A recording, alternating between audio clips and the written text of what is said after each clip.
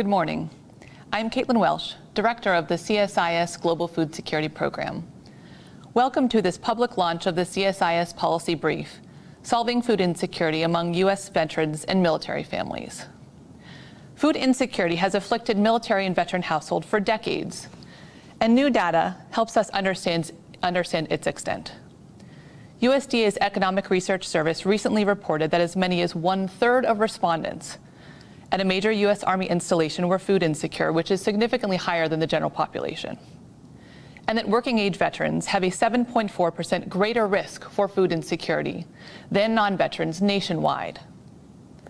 Food insecurity affects military mission readiness, retention, and recruitment. For these reasons, Defense Secretary Austin said last year, quote, "Our men and women in uniform and their families have enough to worry about. Basic necessities like food and housing shouldn't be among them." And General Mark Milley, chairman of the Joint Chiefs of Staff, said just last month, "No soldier, airman, sailor, or Marine should struggle to feed their family." Yet, progress remains elusive. Our brief, written by CSIS's Jamie Lutz and me, puts forward policy solutions tailored to active duty military members and their families, those in transition between active duty and veteran status, and veterans. The recommendations included in our brief are the result of over 15 months of research and interviews with members of all branches of the military, representatives of the U.S. Departments of Agriculture, Defense, and Veterans Affairs, staff of members of Congress and congressional committees, advocacy organizations, and other researchers. To all those who contributed to our final brief, thank you. A common theme across our research was the notion that food insecurity does not exist in a vacuum. It exists alongside and is often exacerbated by other challenges. Therefore, policy recommendations at the conclusion of our brief concern not just improvements to food security-specific programming, but to a host of other issues, including military family economic security, including through the recently mandated Basic Needs Allowance, spousal employment, and access to childcare, changes to longstanding requirements around permanent change of station moves, improvements to data collection, efforts to address stigma around food insecurity, and others. There is no silver bullet. Addressing food insecurity in the military and veteran communities requires a holistic approach, including these and other important steps. We intend for our brief to be actionable and hope it will inform policymakers' decisions on Capitol Hill and the executive branch. We were very proud to undertake this research in partnership with the Bob Woodruff Foundation, whose comprehensive investments support military and veteran families' well-being, including their food security.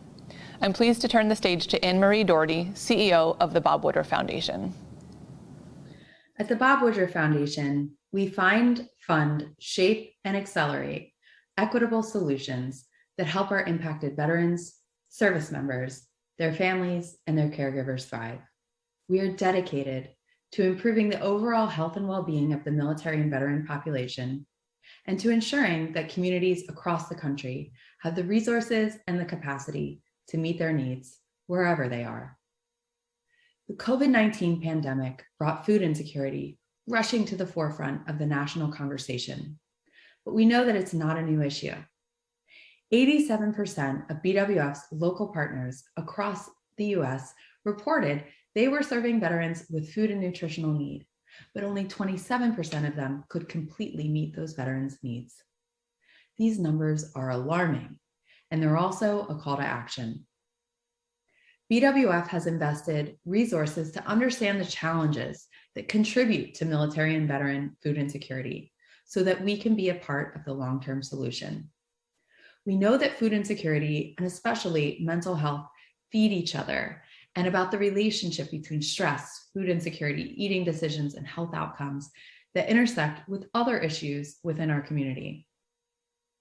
Our partners are the subject matter experts we rely on for the most current data to inform our investment strategy. The Center for Strategic and International Studies is one of those partners. We are proud to partner with CSIS in support of their research, looking at long-term solutions to food insecurity in the U.S. military and veteran communities. As you know, CSIS has done an extraordinary job exploring current policies and programs to come up with recommendations for solutions that will mitigate the alarming rate of food insecurity among our military and veteran families. BWF is currently granting to organizations addressing food insecurity in our military and veteran population, and the lessons from our partners are informing those grants.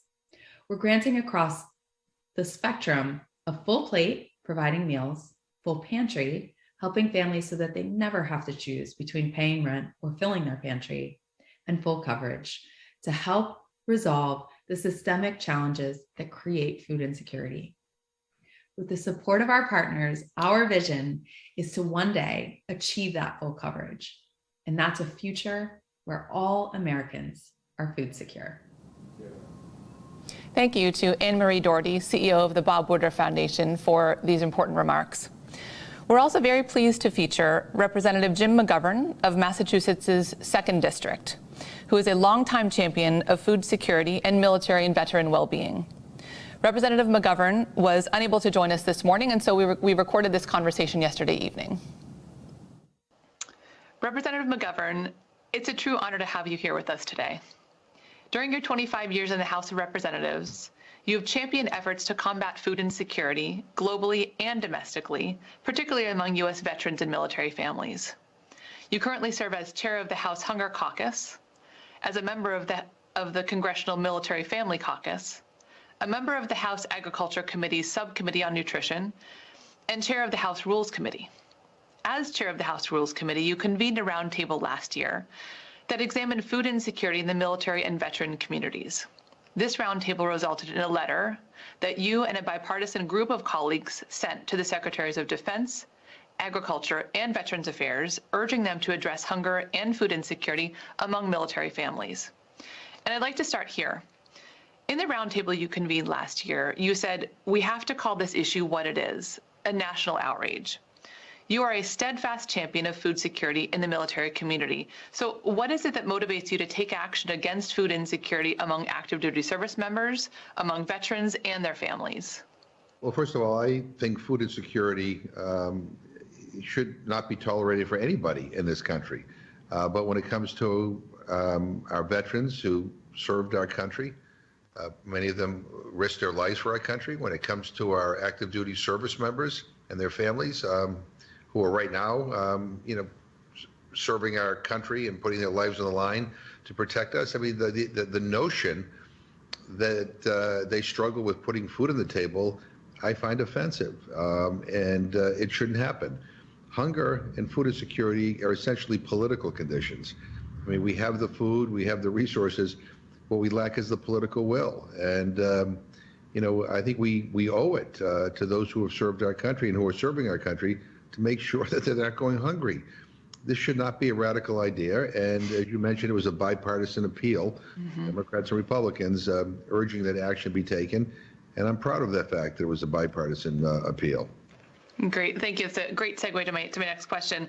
As you mentioned, so food security and also military and veteran well-being are typically supported by Democrats and Republicans, and you've worked in many times with many colleagues across the aisle on these issues.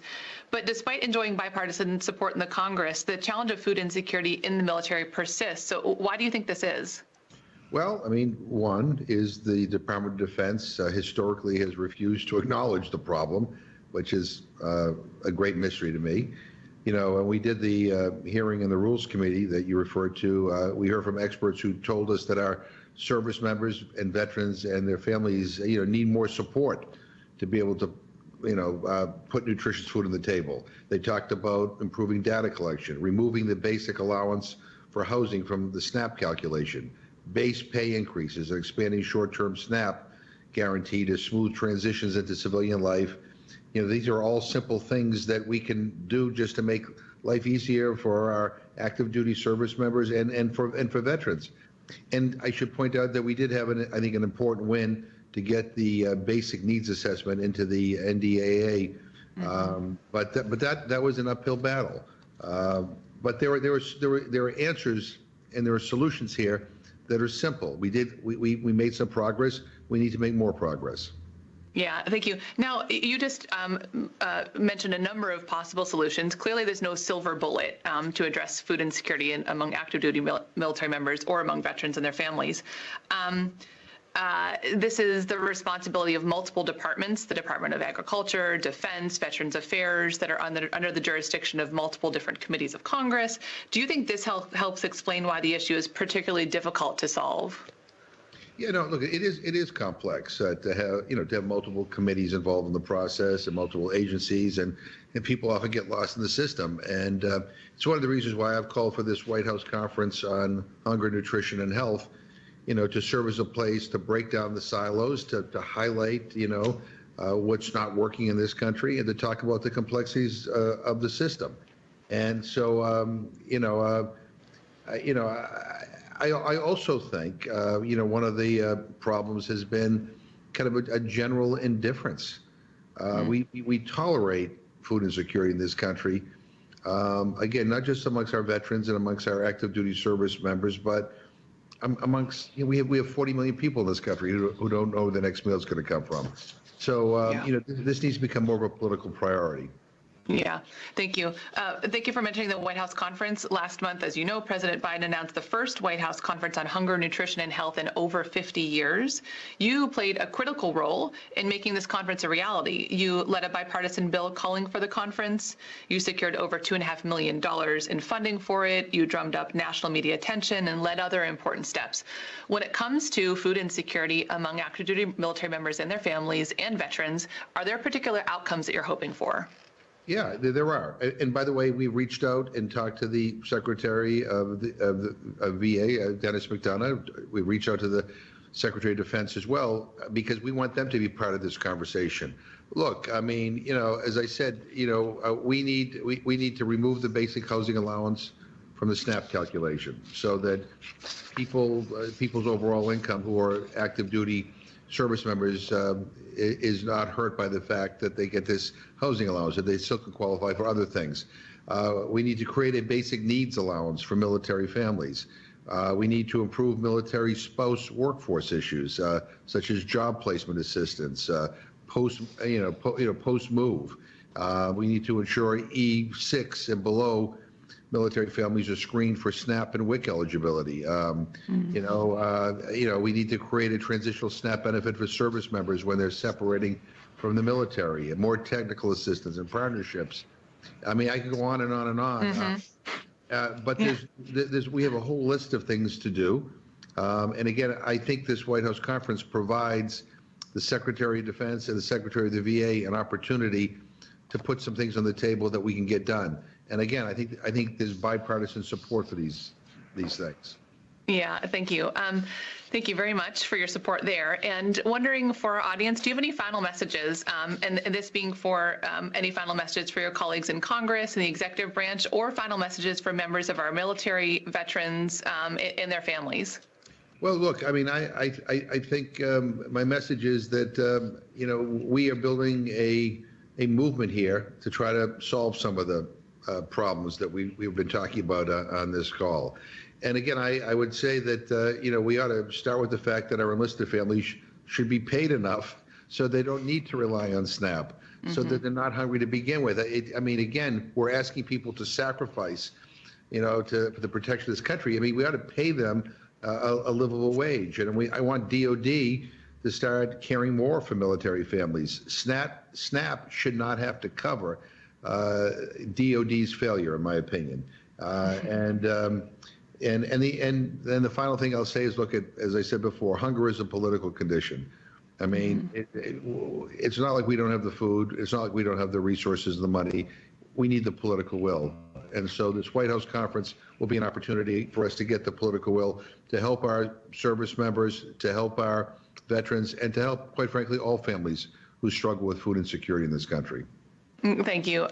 As many of us know, the last White House conference on this topic did result in very tangible outcomes that affect food security to this day for families across our country. So we do hope to see similar outcomes out of the coming White House conference. So thank you again for your leadership on that issue.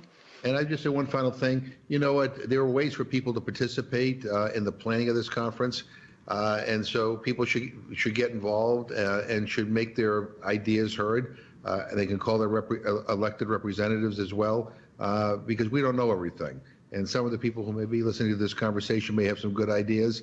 They ought to make them known. They ought to get them to the White House, and they ought to be talked about at this conference. So I appreciate the opportunity to be with you. Good, thank you. Thanks for bringing up those listening sessions that are happening across the country right now. You said that you don't know everything. You do know an incredible amount. You are an expert on this topic and a steadfast champion, and we really, really appreciate your leadership on these issues, and thank you very much for joining us today. All the best. Thank you. Thank you again to Representative Mcgovern for joining me in yesterday's conversation and for being a steadfast champion for food security in the military and veteran communities. I'm very pleased now to turn to our expert panel, which includes Mcgovern, who is Senior Advisor to the Secretary of Veterans Affairs for Families, Caregivers, and Survivors in the Department of Veterans Affairs, Air Force Colonel Chris Reed, who is also a military fellow with CSIS, and Army Colonel Danielle Ngo, also a military fellow with CSIS. Thank you all for joining me this morning. And to our audience, if you'd like to submit questions, please do so using the Ask Live Questions Here button on our event website. With our panel, I'll be discussing policy solutions to food insecurity among active duty service members and their families and among veterans. And Meg, I'd like to turn to you first to talk about food insecurity in the veteran communities.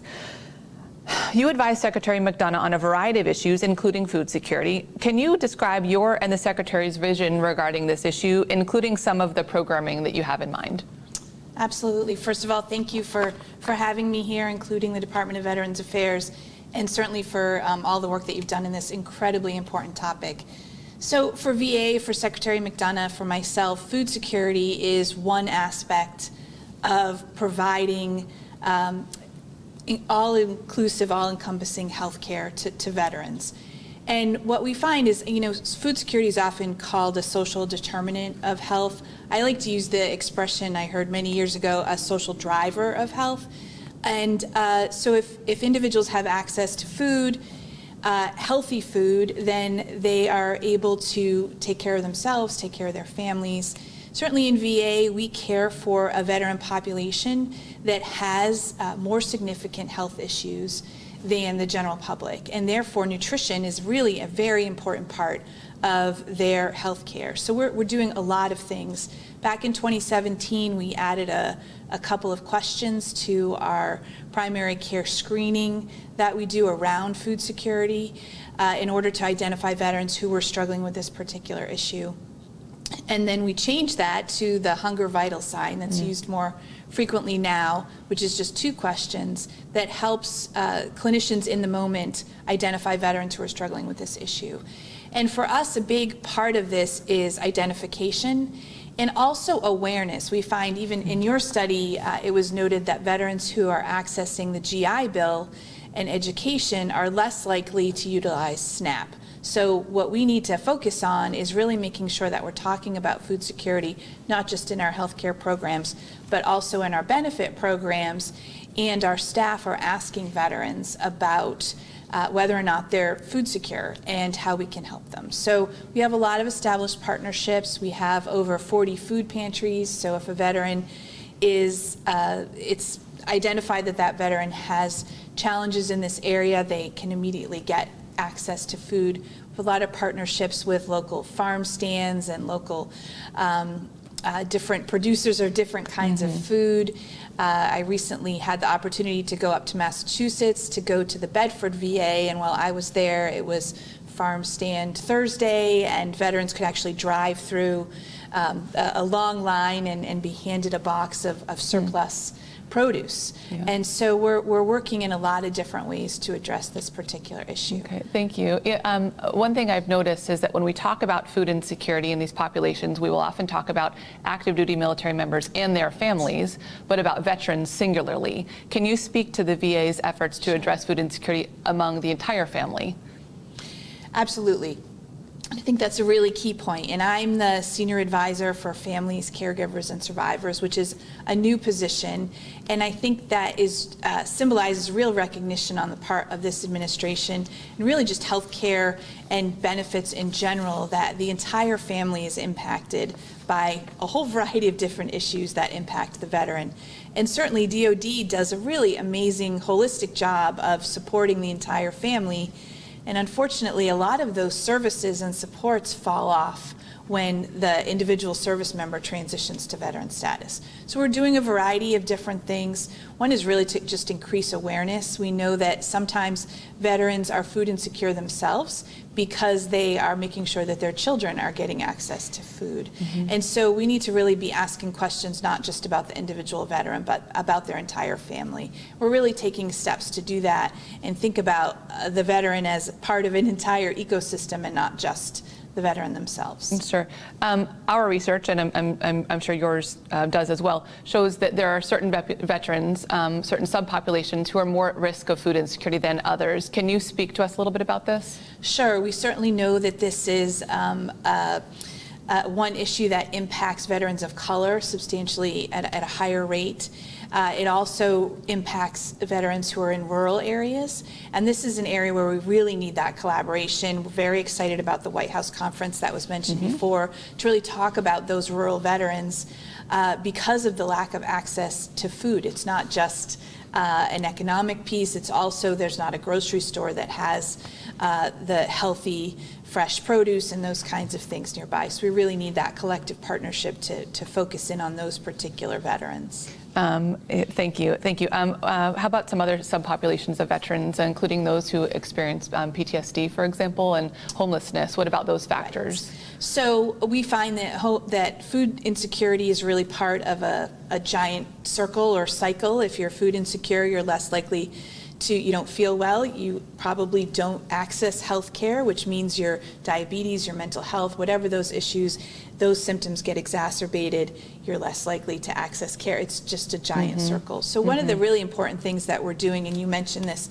in your study as well, is really increasing the amount of peer support that we can provide to veterans who have chronic conditions like PTSD and things like diabetes that really do have an important aspect of recovery and maintenance in those kinds of conditions is access to healthy food. And so training our peer support folks about accessing, talking about food insecurity, providing resources in the local community, all of those kinds of things. Yeah, thank you very much. We'll circle back to a number of these issues at the conclusion of our panel, but thank you for your remarks, and thanks again for being with us today. Absolutely, thank you.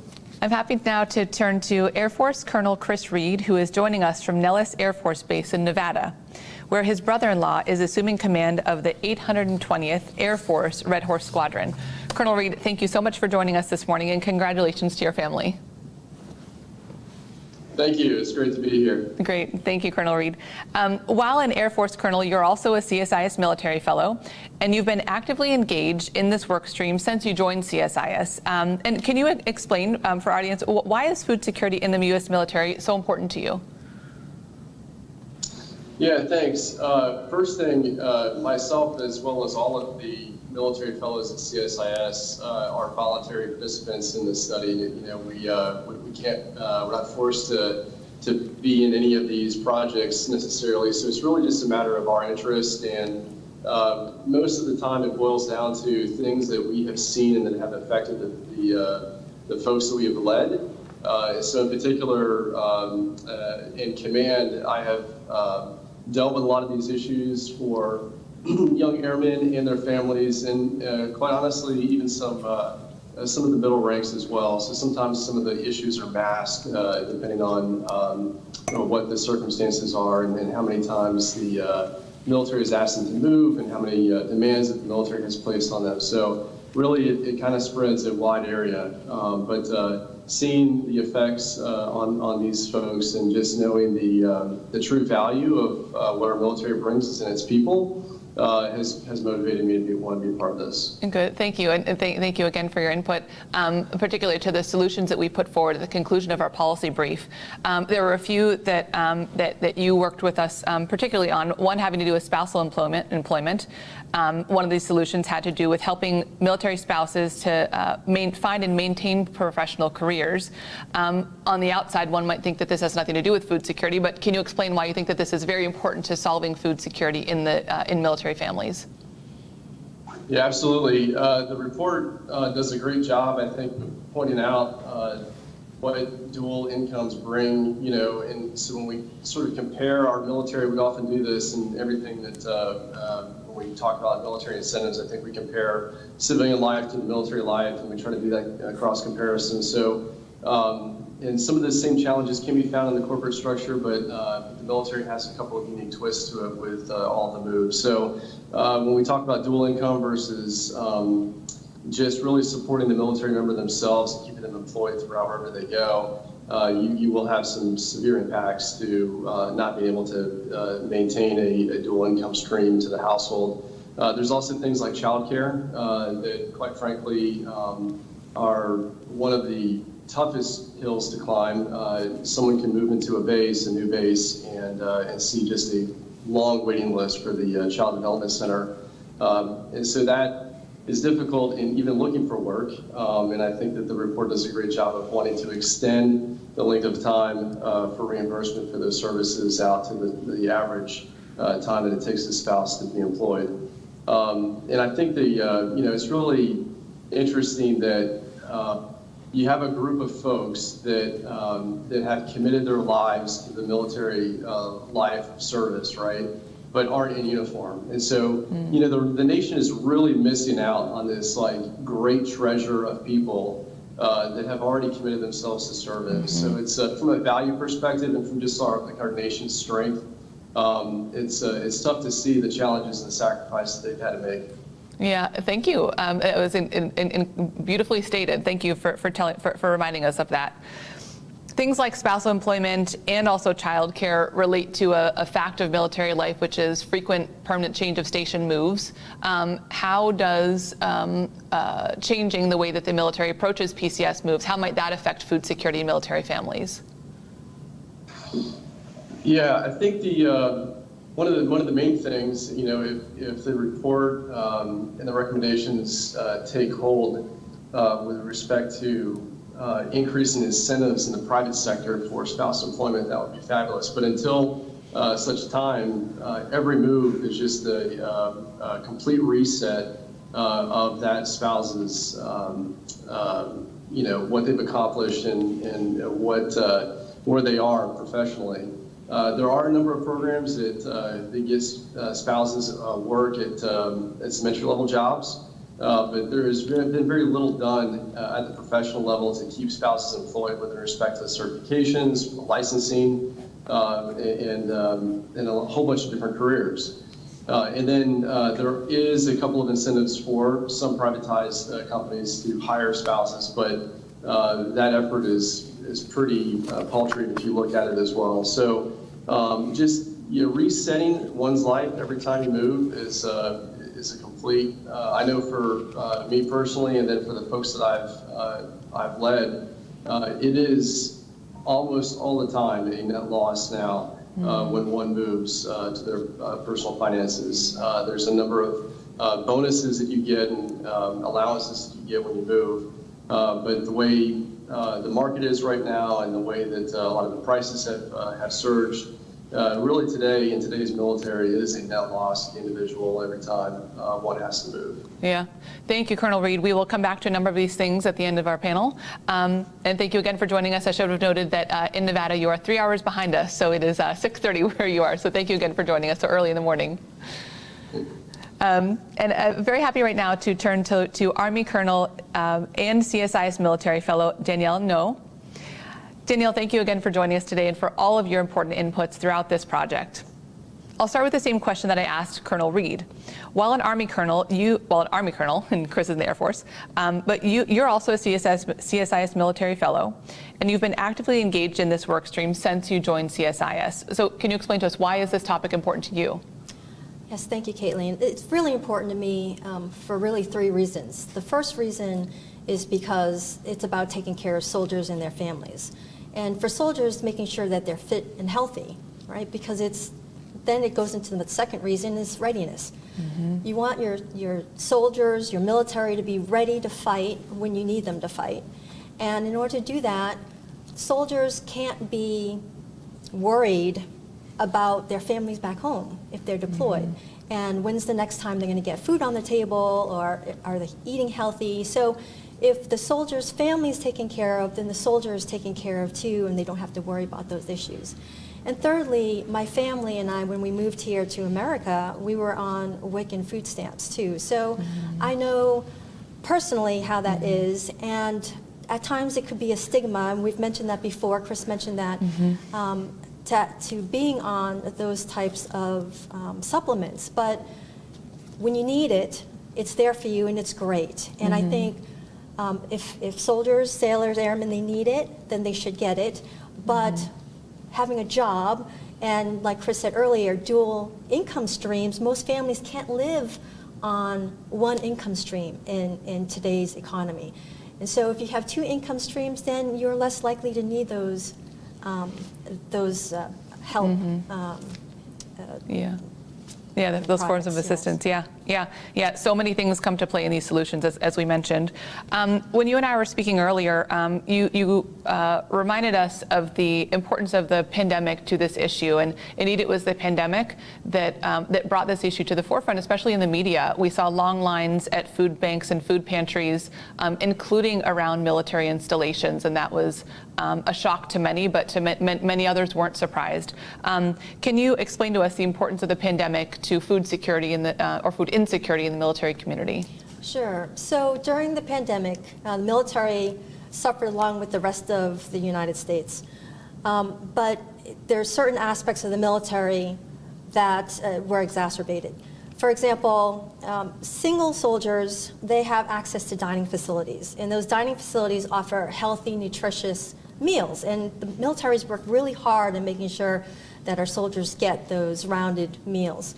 But during the pandemic, a lot of service members were told to stay at home to not spread COVID, and because of that, they had to look for sources of food, or more easily get food like drive-through takeout food, which is often not the most healthy, nutritious food.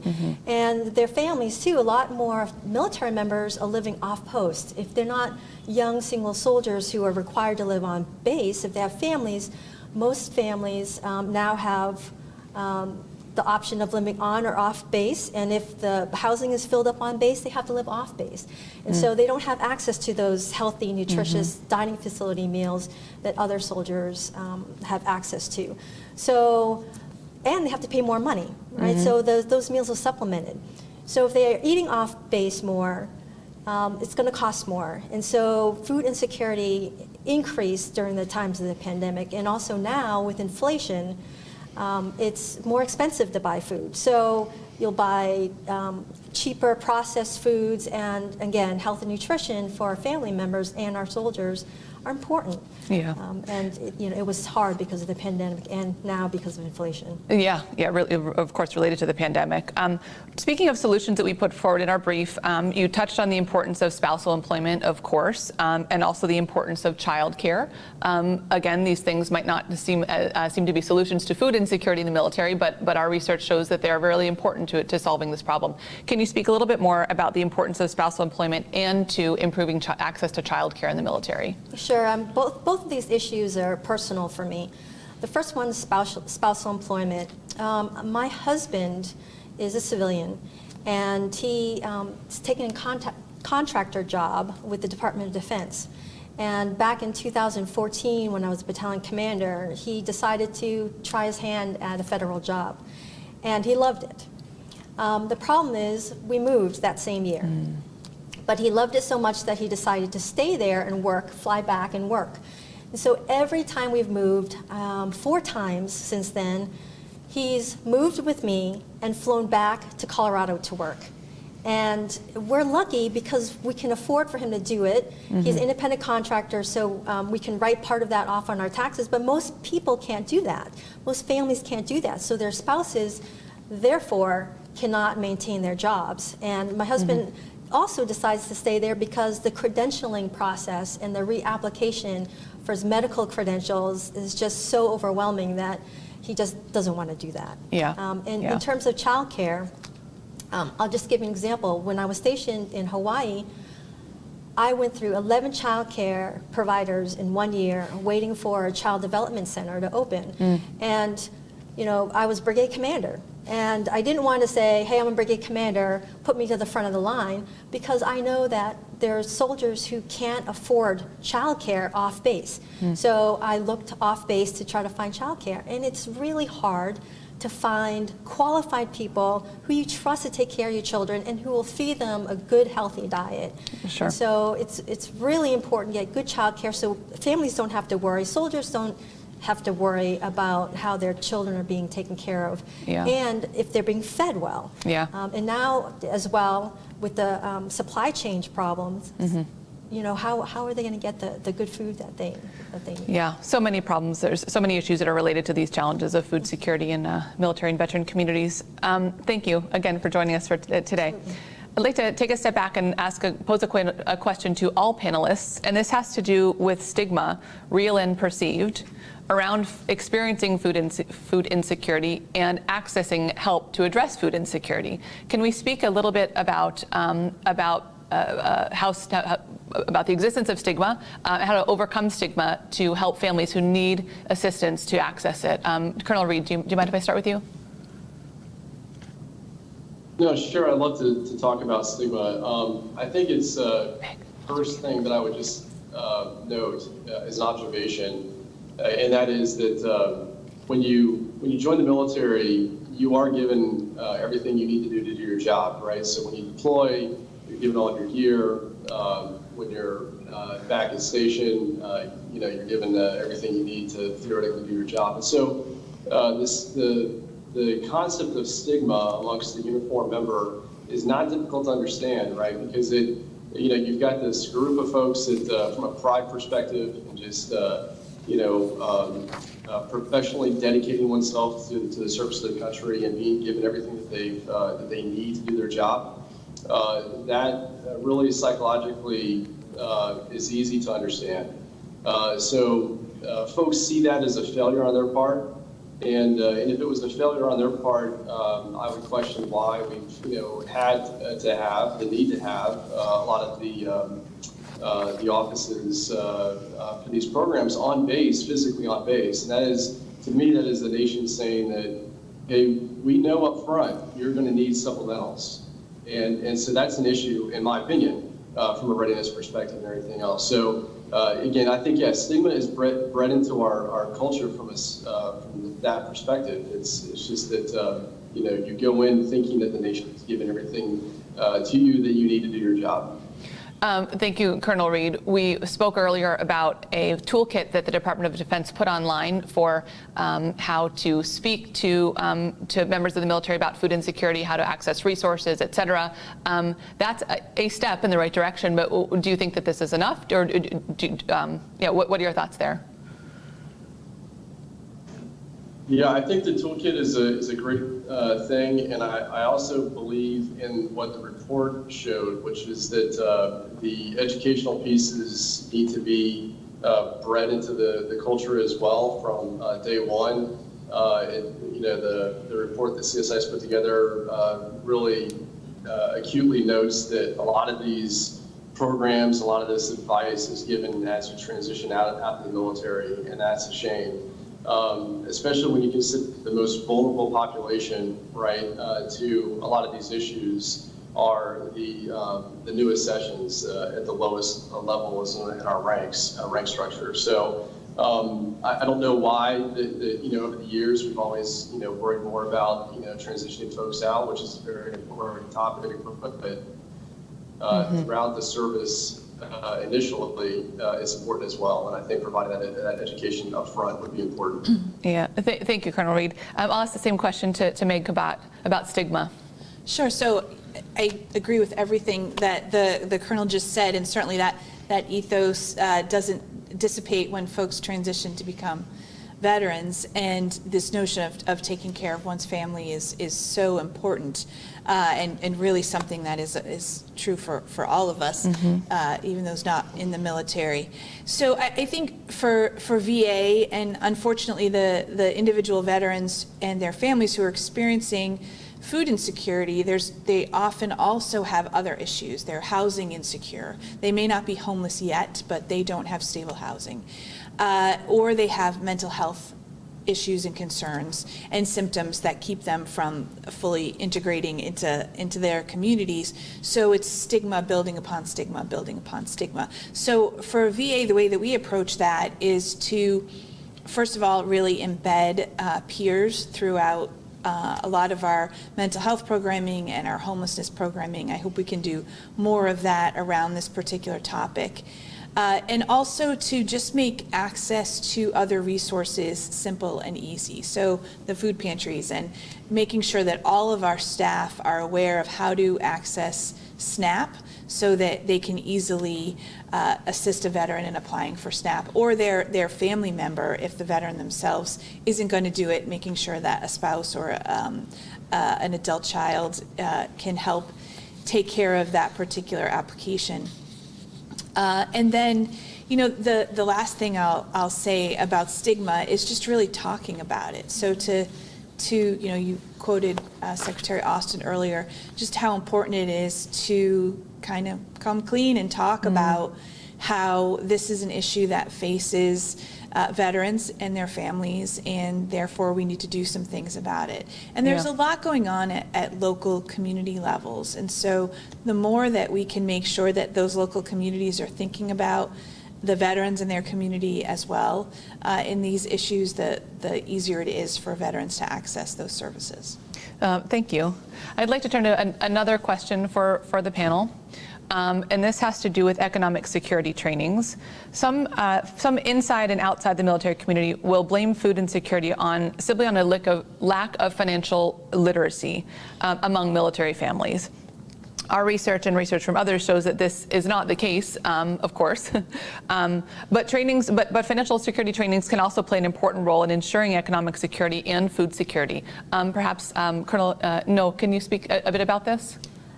Yes, so in the military back when, we had a lot more financial classes, right? We had programs that soldiers could go to and access this free education on finance. And over the years, those resources have been less and less available. Money's going elsewhere. And so a lot of these programs have been cut. If we bring back a lot of these financial programs, and not just a quick class for the soldier, but also for the families, because it's a family financial decision most of the time for all different areas, then they'll at least have the baseline to begin with to understand how to structure. And yes, people sometimes think you can't handle your money and that's why you're food insecure, and that's not the truth. Things happen in your life, emergencies, etc., and you're helping extended family members. We don't know about people's families. So what was said earlier about communication, we have to make sure that we have this discussion with our service members and then point them in the right direction. And so giving them the education and getting to know our soldiers enough, when we see that more and more, not just the junior enlisted members are being food insecure, but more the senior enlisted members, then you know that there's a larger issue. And if you don't have that conversation, you can't help them fix it. Thank you. Thank you very much for that. I'll turn to one or two more questions, and then I'll ask for final comments from our panelists. I'd like to read a question that we received from the audience. And this person asked, it's understandable, though still unacceptable, that veterans can be food insecure. They can sadly fall through the cracks. But how are active duty service members and their families food insecure? Why are we, the U.S. taxpayers, not paying these service members, as Representative Mcgovern said, a living wage? And I'll add another question on top of this. Would increasing base pay be a more effective way to target this issue? What are your thoughts here? Colonel Reed, can I start with you? Yeah, absolutely. I do think that look, there's a number of algorithms and things that go into the financial organizations that feed the rates that military members get, and they are statistically supposed to be rooted in national mean averages of different communities. In some cases, and I think the report does a great job talking about how one can get more financially supplemented in Los Angeles versus if you were at Fort Benning and qualify for the basic needs allowance, therefore, or not at Fort Benning. So, sometimes the circumstance matters. And if you looked at the mean average for rent, for example, in some locations that actually have locations right on the base that are off limits to military members because of security reasons and things like that. There are areas like that. So, a lot of the data is sometimes flawed in how we set things up. I do think that, rates as a whole, that's always a topic that I think Congress is looking at, how to maintain against challenges like inflation and challenges like the housing market going up extremely high. So those are my thoughts. I think that some more qualitative thought needs to be put in to certain locales over others, and a lot of the form fitting that we have done across the nation, across the world, doesn't exactly fit every site like it should. Yeah. Thank you, Colonel Reed. One final question, and then I'd like to turn to final remarks from the panelists. This is a question about the importance of food security in military families to the next generation of military members. Colonel No, I'm wondering if you can speak to this for us. Thank you. So most of nowadays, you see that the preponderance of new military members have a relative or a parent that was a military member previously. And so if the families now can't provide healthy food for their families, then in the future, those children are going to grow up to be our future recruits. And if they can't join the military because they're obese or whatnot, then, right now, 80% of the people who try to enlist in the military are denied because of various factors. And so it's going to be even harder to get new recruits in the future, and those recruits are not going to be as healthy as the service members we have today. Great. Thank you so much, Colonel No. I'd like to turn to our panelists again for final remarks. Mcgovern, final remarks from your position at the Department of Veterans Affairs. Well, thank you, and very much for including me and VA in this really important topic. I think from my perspective, I want to make sure that we continue to talk about families of veterans and how important that is, and really identifying ways during transition, but even outside of transition, well beyond transition. We have, if you do the math, several million veterans who are older, who are caring for their grandchildren.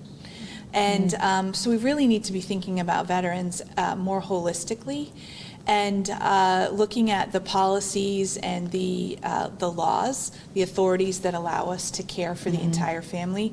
So really we can get that veteran the care that he or she needs beyond just that very narrow scope that we have now. Yeah, thank you, Meg. Colonel Reed? Yeah, I'd like to hit on a couple of points that were just made in respect to the tradition of handing down military service. I think that's really, from a value perspective, what I'd like to offer for my closing remarks. That is a national treasure as well. When we talk about things that drive our nation and the things that have driven us to success in the past, like our industrial base. Military service as a handed down profession is very similar qualitative value, and I think that we ripped a lot of that with respect to how we take care of our veterans and how we take care of active duty when they're in uniform.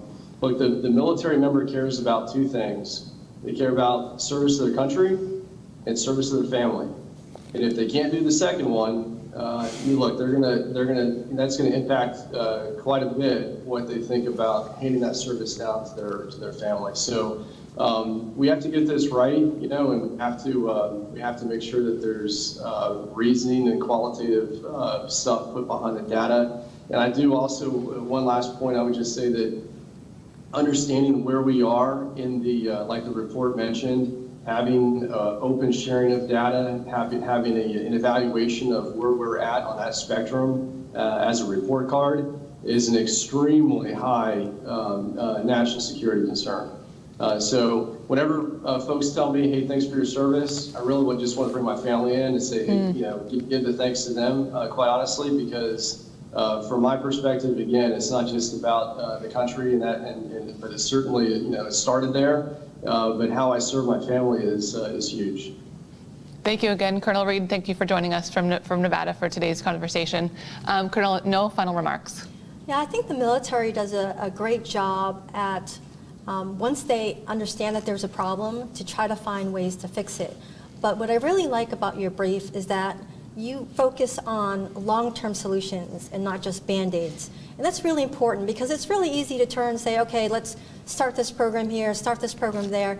But without the metrics behind it and without following it for a long time and without bipartisan support for that oversight, it's going to be really difficult to do. So thank you so much for putting this all together and making this issue to the forefront. So thank you so much. Great. Thank you again for joining us today. And we do hope that our policy brief is actionable for policymakers.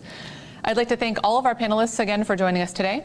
And once more, I'd like to thank everyone who contributed to the research that informed our final brief, including from the CSIS Defense Budget Analysis Program, the Michael DeBacke VA Medical Center, Military Family Research Institute at Purdue University, Mcgovern, A Jewish Response to Hunger, the USDA Economic Research Service, and the CSIS International Security Program. I want to give a special thanks to all CSIS military fellows whose input was incredibly valuable to our final brief. And this includes Navy Commander Chris Bernatovicius, Air Force Lieutenant Colonel Michelle McCander, Coast Guard Captain Brian McSorley, Army Colonel Danielle No, Air Force Colonel Chris Reed, and Air Force Colonel Matthew Strohmeyer. Again, thank you to all of you.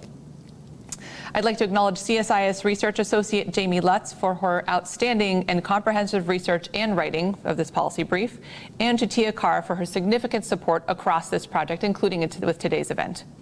Finally, I'd like to thank the Bob Woodruff Foundation once again for partnering with us in today's and other events over the past year. Thank you, our audience, for joining us. Please visit us at csis.org and follow us on Twitter at CSIS Food. Thank you.